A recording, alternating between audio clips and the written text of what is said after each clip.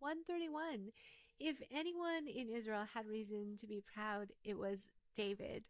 He began as a humble shepherd, yet became Israel's greatest king.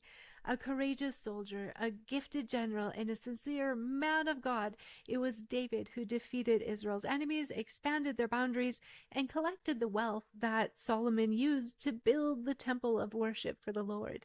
He wrote nearly half the Psalms, including this one, and though he was guilty of disobeying the Lord, like all of us are, he was always extremely repentant and humble, and he sought after God and his merciful forgiveness, and he was desperate for the Lord's presence. It was from David's line that Jesus himself came into this world for us. Except for a few lapses in selfishness and sin, David walked with the Lord in humble spirit. In this short psalm of praise, he tells us the essentials of life, a life that glorifies God and accomplishes his work on this earth, which includes honesty, accepting yourself, humility, accepting God's will, and hope, the anticipation of our future. We'll go ahead and start in verse 1 of Psalm 131. O Lord, my heart is not proud, my eyes are not haughty.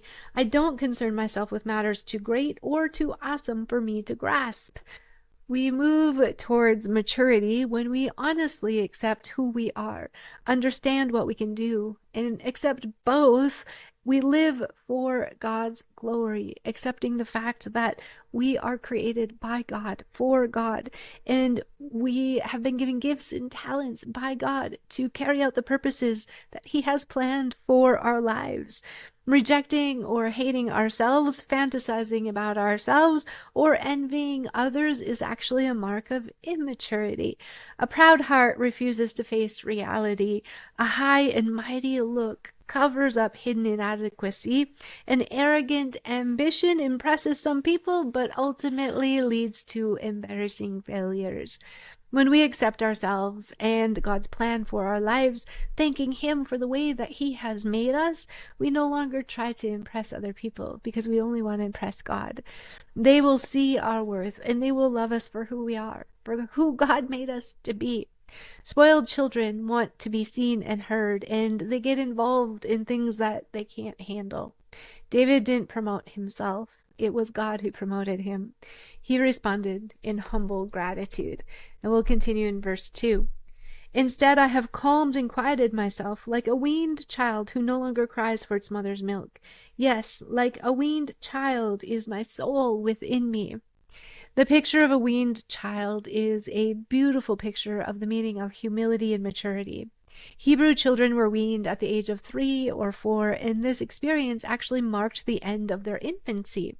After the crisis of birth, each child has to eventually be weaned and learn the first lesson in the school of life. Growing up involves painful losses that can lead to wonderful gains.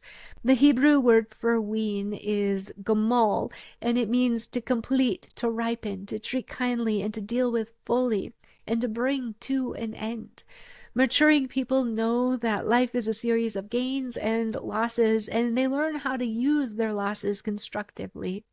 If children are to grow up and not just grow old, they must be able to function apart from their mothers. These separations are a part of maturing, but they don't rob us of our mother's love.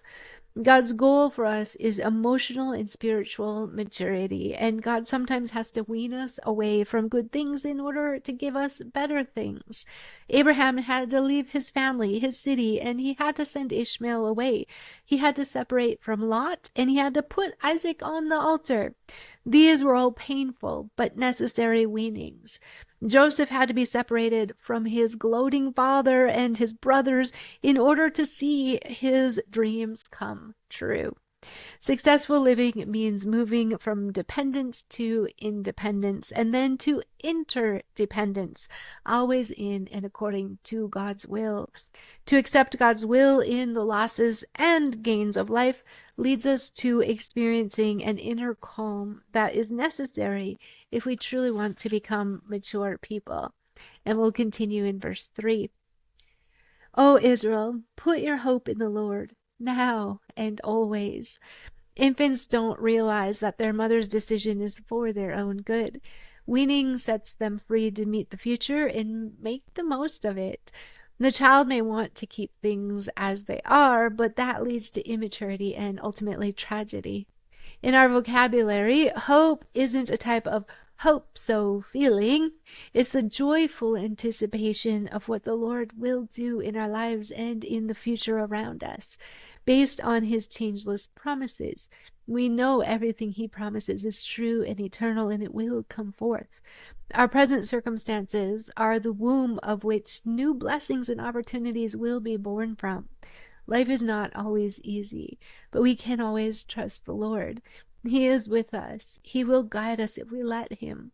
He will lead us to his very best for us in this temporary life, and ultimately he will lead us to our eternal home with him. Things that don't make sense on this side of heaven make perfect sense from the heavenly realm. We just can't see it. We need to be intentionally determined that we will trust the Lord and remain desperate for Jesus through every storm that comes, because it will be harder to make that choice when the storm has already arrived. We need to stand firm in courageous, radical, stubborn faith that will weather every storm that comes. We need to keep clinging to Jesus with all of our guts, and we need to never let go of him. Thanks, y'all. I hope you're having a glorious day in the Lord.